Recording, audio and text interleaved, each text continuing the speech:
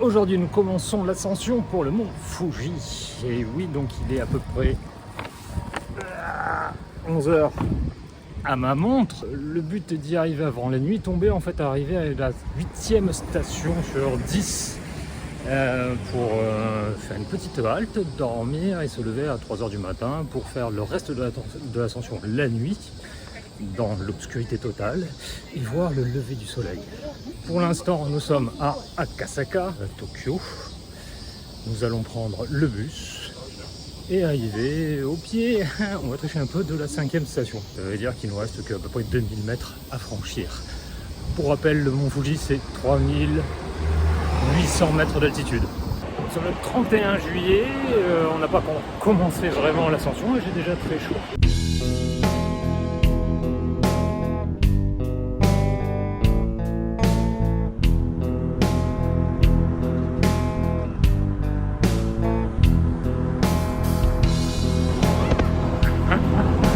Nous voilà arrivés dans le train, nous en avons pour à peu près 1 heure, et donc en attendant, nous allons goûter aux spécialités locales que je vous présente ici.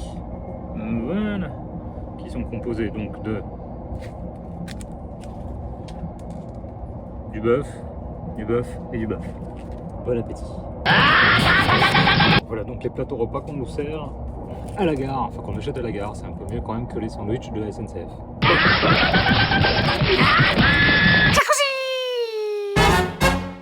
Voilà, c'est parti pour le mont Fuji. On vient de quitter le bus. Le bus, j'ai particulièrement mal au fondement, donc je vous conseille, si vous venez au mont Fuji, de prendre la voiture. Première station, donc 5e station en fait, mais la première station accessible pour un public qui n'est pas encore averti.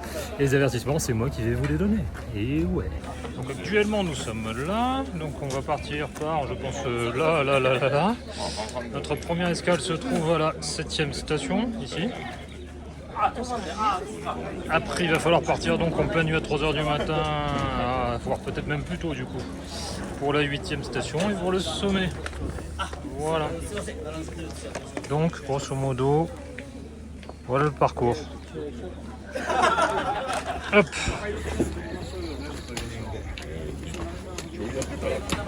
Voilà, un beau 4000 mètres d'altitude si on lève les bras. Et là c'est parti.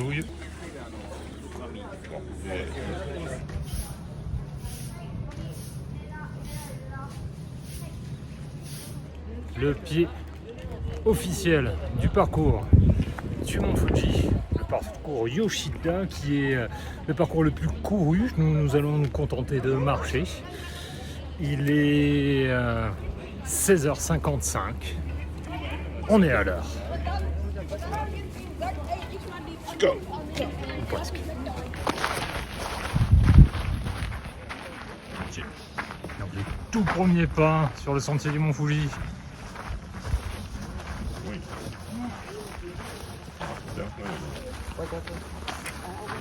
Là ici, pour ne pas salir le mont Fuji, vous pouvez vous nettoyer les bottes avant d'entrer.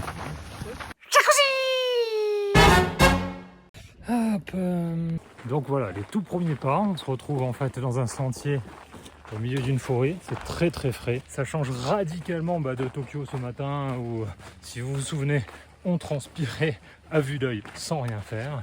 Là, nous sommes le 31 juillet, il fait bon et c'est beau. C'est déjà très très beau.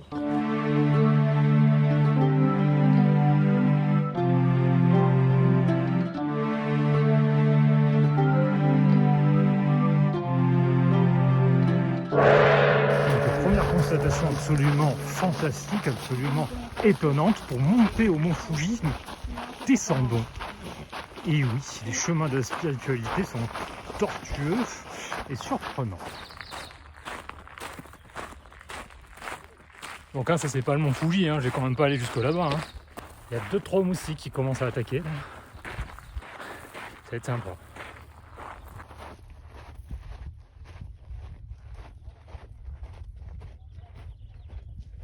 Petit point mont Fuji, nous sommes déjà à 2235 mètres d'altitude. Et on a commencé il n'y a pas longtemps, donc là il est 6 h moins le quart. On a un magnifique début de crépuscule qui nous donne des couleurs absolument dingues à voir, des ambiances fabuleuses. Là, je vais retourner un peu par ce chemin caché, ce petit chemin très intéressant. C'est immense les chemins ici, mais par contre ils sont bien cachés. Donc par ce chemin de ninja en pleine forêt. Vous êtes prêts? On y va? Un petit pouce et j'y vais en courant, hein? Ouais! Plus de pouces et j'y vais en marchant. Ah merde, ça marche pas.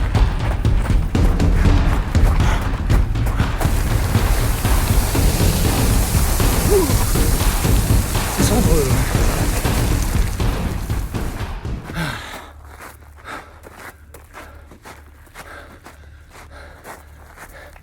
Et par contre,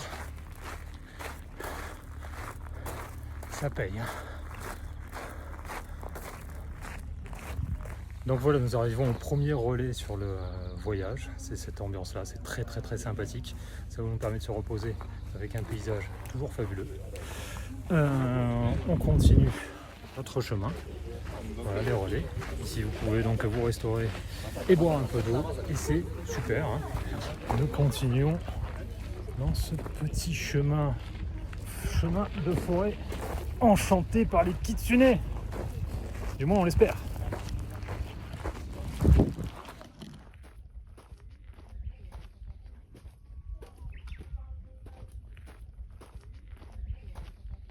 Jusque-là, rien de très surprenant à part cette magnifique nature. Ah, là, je vois les premiers piquets des conquistadors bouddhistes. Voilà, certainement le premier piquet qu'a posé le premier moine shintoïste qui est arrivé ici. Ou les agents d'entretien, je ne sais pas trop. Mais ils m'ont l'air historiques. Regardez ce qu'on découvre au fin fond de la pampa du Mont Fuji. Ça,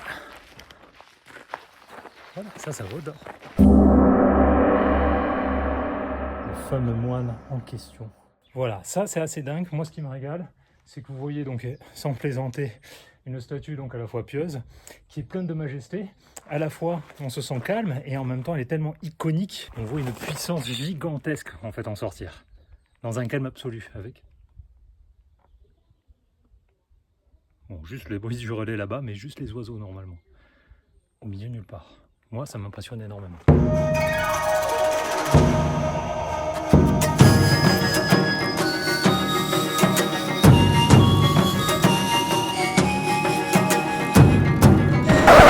On dirait les chutes du Niagara, mais sans Niagara et au Japon. Voilà, là, déjà, c'est plus du tout le même paysage. Effectivement, on voit qu'on passe une strate. Ah oui. Voilà, là, vous voyez mon Fuji. Là, ça devient complètement dingue. C'est fantastique. On y est là.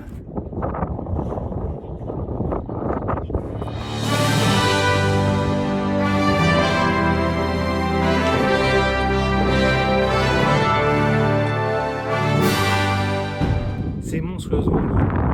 Le soleil est de ce côté et nous rencontrons la lune juste ici. Nous ne sommes pas encore arrivés au refuge, mais nous approchons. Voilà, le mont Fuji se dresse juste derrière. Nous avons vu en contrebas quelques éclairs. Donc l'orage en bas est en train de se lever. Je ne sais pas s'il va monter vers nous ou pas. Donc la nuit se couche. Et comme vous l'entendez certainement au son, le vent s'est levé. Il est assez frais, je dois vous dire. Hein. C'est absolument magique.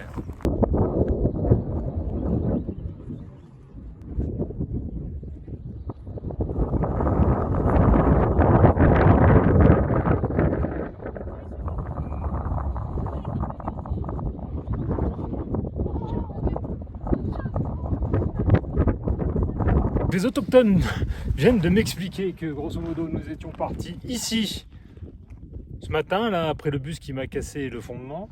Hop, ok, nous sommes là. You are here. c'est écrit. Et donc nous devons monter, zigzaguer. Ici une petite halte trop sympathique. Et il faut arriver vers là. Donc effectivement, 60 minutes, 100 minutes. Moi j'ai pas les doigts assez grands. Et donc si j'ai pas les doigts assez grands, c'est que c'est loin. Alors cette nouvelle partie du chemin non seulement est très pentue en comparaison, mais surtout en fait c'est quasiment du gravier sous les pieds, donc ça n'arrête pas de déraper, de glisser tout le temps. Je vous éblouis, je le sais, mais c'est ma seule façon d'avancer. La nuit nous est tombée dessus et nous allons tomber sur la nuit. Quoi que ça veuille dire.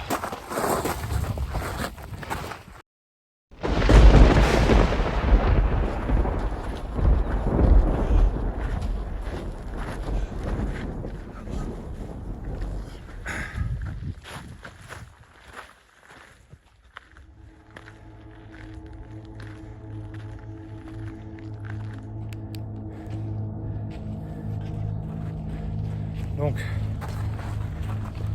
encore une station abandonnée, hein, je suppose que c'est parce qu'on arrive un peu tard. Ou alors que c'est dangereux. En tout cas, comme vous voyez, c'est assez flippant. Mais bon, on avance, hein, on sait jamais quoi.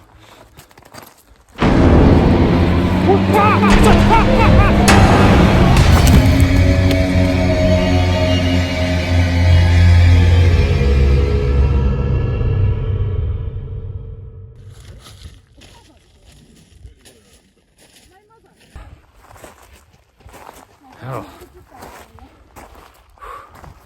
petit point sur la situation. Il est, je sais pas si vous pouvez voir, 19h34. Il fait nuit noire. Il y a des éclairs autour de nous. Le vent qui se lève de plus en plus. Le terrain est un peu plus dangereux, un peu plus pentu. On sent que nous sommes en montagne. Je ne vois rien. Ça, c'est juste à quelques mètres de nous et c'est quand même magnifique. D'ailleurs. Et je disais donc qu'il est plus de 7h30, qu'on doit toujours trouver le point de refuge. Et là, le souci, c'est que non seulement, c'est pentu, c'est obscur, mais ça serpente. Donc ce qu'on vous montrait tout à l'heure à vol d'oiseau, là, les doigts coupe-fin, là, hein, ceux-là, là, à vol d'oiseau, c'est bien beau, parce que vous croyez que ça fait la longueur de votre, mais en théorie, si elle zigzague un peu, si vous la prenez qu'elle est un peu plus molle, la route, et bien quand ça grandit, ça devient ça. Et ouais, c'est comme ça, l'important, dans la vie, comme dans l'amour, c'est la détente.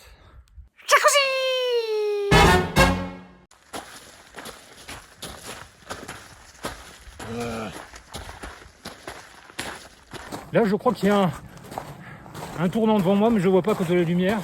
Et si je le prends mal, je chute et je meurs. Donc, au revoir.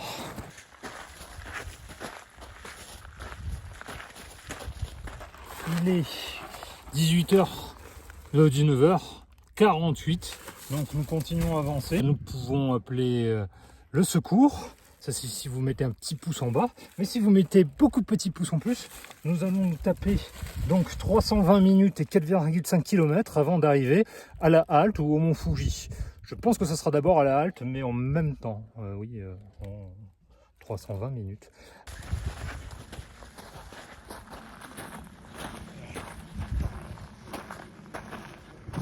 Nous approchons d'un semblant de civilisation. C'est dur à grimper là. J'espère juste que les autochtones sont amicaux. Hop. Et là, vous ne le voyez pas, mais c'est de la vraie grimpette.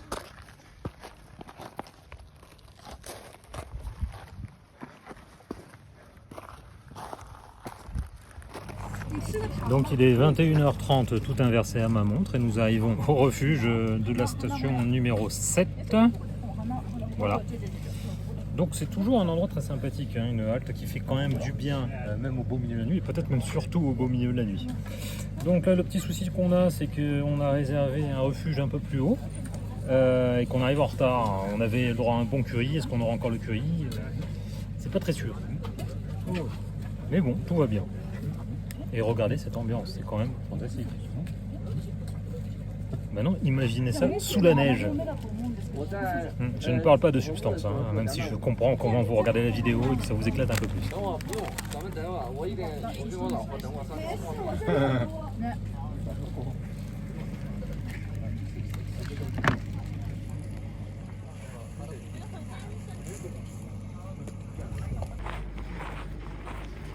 Je disais donc que nous avons passé le refuge et il nous manque quelques virages, apparemment 600 mètres avant d'arriver. Ah, j'entends le cri du hibou. Apparemment des gens souffrent. Donc il me reste 600 mètres avant d'arriver à notre logement. Hop, ça a l'air abrupt.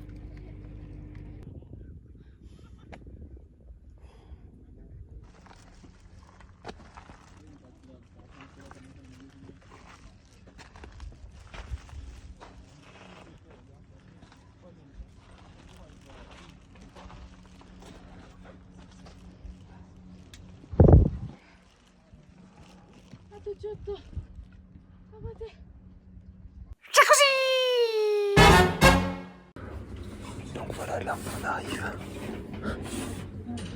On arrive bien coiffé. Donc juste au relais. On a le droit. Super curry, ça va faire du bien. Voilà. Donc là on va se régaler. C'est la petite pause. Il est 21h40 à ma montre. Notre hôte vient nous dire qu'il faudrait qu'on reparte idéalement pour minuit. Donc là on va un peu se restaurer, on va essayer de se reposer peut-être 2 heures grand maximum. Et là le truc qui me fait flipper, je sais pas si vous m'entendez mais dehors il s'est mis à pleuvoir. Ça va être chaud.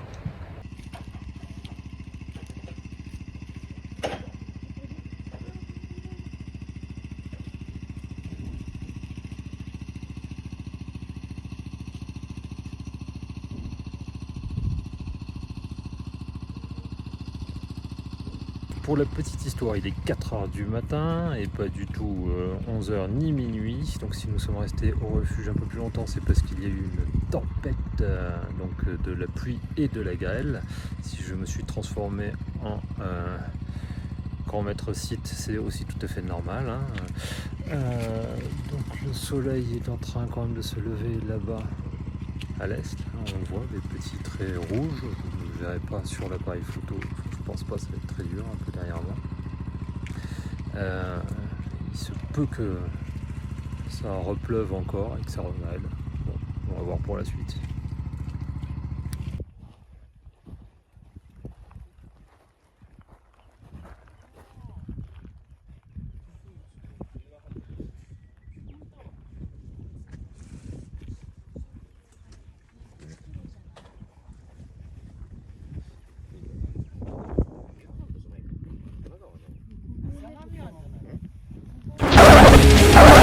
Il est 4h50 du matin, le lever du soleil est derrière moi. Donc ce coup-ci, le mont Fuji a vaincu. Ce qui est important, c'est que sur le mont Fuji, on se fait des amis. Il a déchaîné sur nous des précipitations de pluie et surtout des précipitations de grêle. C'est un peu la magie des points relais, ce qui fait que nous n'avons pas pu continuer jusque au sommet, au point culminant du Japon. Ce sera pour une prochaine fois. Moi, j'aime beaucoup cette ambiance de promiscuité qui nous rapproche entre espèces différentes, entre cultures différentes. Donc ce n'est pas la loose, ce n'est jamais la loose, parce que nous sommes les plus forts, les plus beaux, les plus cons. Et qu'est-ce que t'en dis toi? Si ça c'est pas de l'inclusion, je ne sais pas ce que c'est.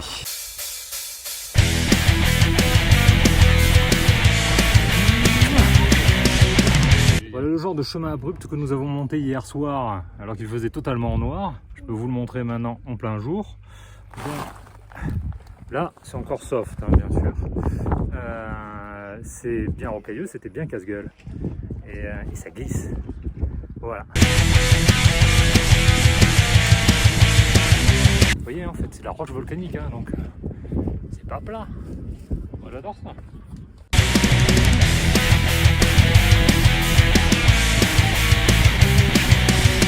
Ceci est du picrobasalte, c'est absolument merveilleux. Vous voyez ce petit caractère pourpre, propre au mont Fuji. Parce que l'amour est toujours vainqueur.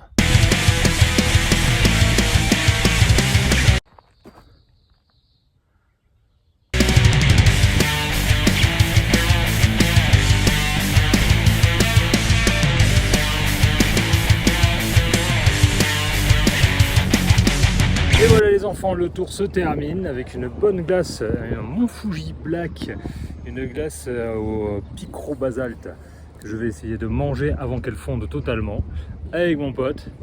Je vous aime, à bientôt en direct du Mont Fuji.